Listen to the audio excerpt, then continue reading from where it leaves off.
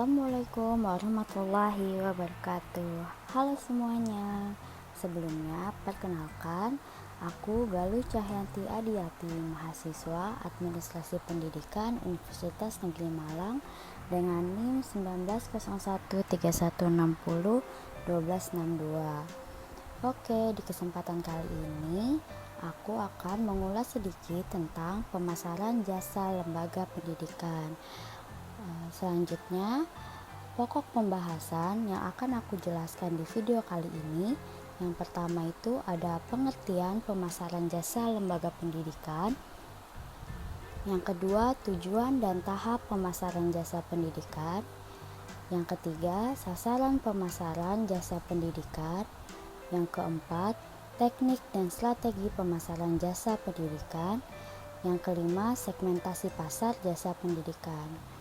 Oke, langsung saja ke yang pertama, yaitu pengertian pemasaran jasa lembaga pendidikan. Pengertian yang pertama ini, menurut Lupio Adi dalam Mulyawan dan Siddhartha, menurut mereka pemasaran jasa adalah sebuah tindakan yang ditawarkan oleh satu pihak kepada pihak lain dengan menerapkan prinsip intangible dan tidak dapat menyebabkan perpindahan kepemilikan apapun. Selanjutnya, menurut Safruddin dan Maya, pemasaran jasa pendidikan merupakan suatu penawaran mutu pelayanan intelektual secara menyeluruh dan komprehensif. Selanjutnya, tujuan pemasaran jasa pendidikan.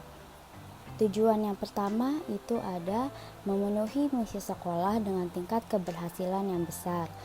Selanjutnya, meningkatkan kepuasan pelanggan jasa pendidikan. Selanjutnya, meningkatkan ketertarikan terhadap sumber daya pendidikan, dan yang terakhir yaitu meningkatkan efisiensi pada aktivitas pemasaran jasa pendidikan. Yang selanjutnya, tahap pemasaran jasa pendidikan. Tahap yang pertama, mengidentifikasi kebutuhan atau masalah pemasaran jasa pendidikan. Yang kedua, melakukan analisis terhadap pemasaran jasa pendidikan. Yang ketiga, melakukan perencanaan pemasaran jasa pendidikan. Selanjutnya, menentukan bauran pemasaran jasa pendidikan. Dan yang terakhir yaitu menentukan strategi dan taktik pemasaran jasa pendidikan. Baik, selanjutnya adalah sasaran pemasaran jasa pendidikan. Sekolah harus menentukan sasaran pemasaran sekolah untuk menempatkan posisi sekolah. Hal ini dimaksudkan untuk mengarahkan ke strategi pemasaran yang efektif dan efisien.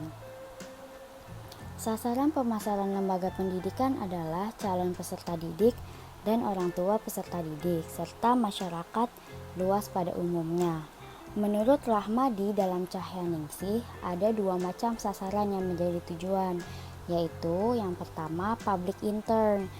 Public intern adalah publik yang menjadi bagian dari unit usaha, badan, perusahaan, atau instansi itu sendiri.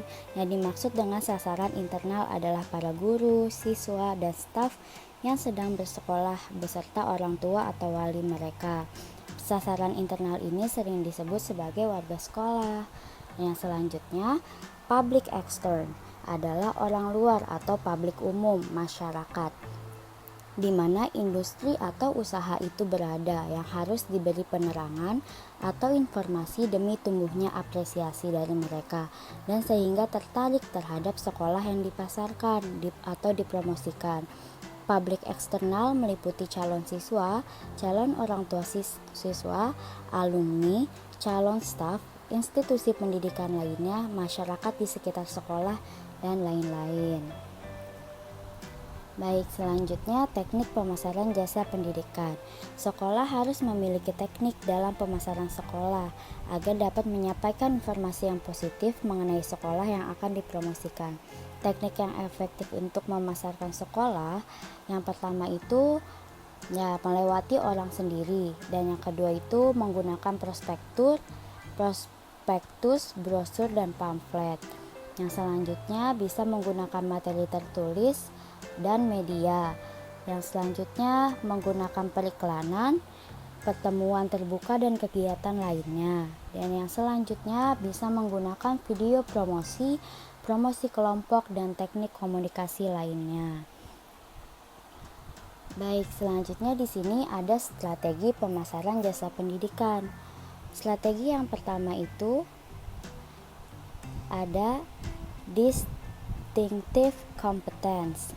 Distinctive competence ini yaitu tindakan yang dilakukan oleh perusahaan agar dapat melakukan kegiatan yang lebih baik daripada pesaing. Yang selanjutnya itu ada competitive advantage, yaitu kegiatan spesifik yang dikembangkan oleh perusahaan agar lebih unggul dibandingkan dengan pesaingnya melalui strategi diferensiasi. Strategi diferensiasi itu apa sih?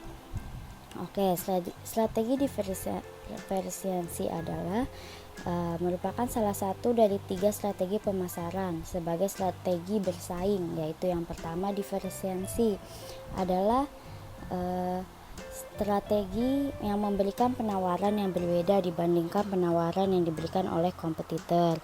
Strategi diferensiasi mengisyaratkan perusahaan mempunyai jasa atau produk yang mempunyai kualitas. Nah, selanjutnya keunggulan biaya atau low cost adalah strategi mengefisiensikan seluruh biaya pendidikan sehingga menarik konsumen yang menawarkan biaya lebih murah dibandingkan pesaing. Yang selanjutnya adalah fokus, adalah strategi menggarap satu target market khusus. Strategi fokus biasanya dilakukan untuk produk ataupun jasa yang memang mempunyai karakteristik khusus. Baik, selanjutnya ada segmentasi pasar jasa pendidikan. Segmentasi pasar menurut Hasanah adalah membagi pasar menjadi kelompok pembeli yang dibedakan menjadi kelompok pembeli karakteristik atau tingkah laku yang mungkin membutuhkan produk yang berbeda. Segmentasi pasar memiliki beberapa variabel, yaitu yang pertama ada segmentasi demografis, yaitu proses segmentasi konsumen yang didasarkan pada usia, penghasilan orang tua, pendidikan sebelumnya, dan lain-lain. Yang selanjutnya ada segmentasi geografis, yaitu proses segmentasi konsumen yang didasarkan oleh tempat. Maksudnya, orang yang tinggal di daerah yang sama mempunyai kebutuhan dan keinginan yang sama. Dan keinginan ini berbeda dengan kebutuhan dan keinginan orang-orang yang tinggal di daerah-daerah lainnya. Baik, selanjutnya itu ada segmentasi psikografis, yaitu proses segmentasi konsumen yang didasarkan pada minat siswa atau peserta didik terhadap jurusan yang akan dipilih. Selanjutnya, segmentasi psikologis, yaitu proses segmentasi didasarkan pada motivasi siswa memilih lembaga pendidikan, kepribadian, persepsi, pengetahuan, dan sikap siswa terhadap pendidikannya. Dan yang terakhir, segmentasi manfaat, yaitu proses segmentasi konsumen didasarkan pada manfaat dari segi kualitas dan pelayanan yang diberikan produsen kepada konsumennya. Baik semuanya, terima kasih atas perhatiannya. Semoga video aku kali ini bermanfaat untuk kalian semua, dan jangan lupa untuk like, comment, subscribe, dan share sebanyak-banyaknya. Terima kasih.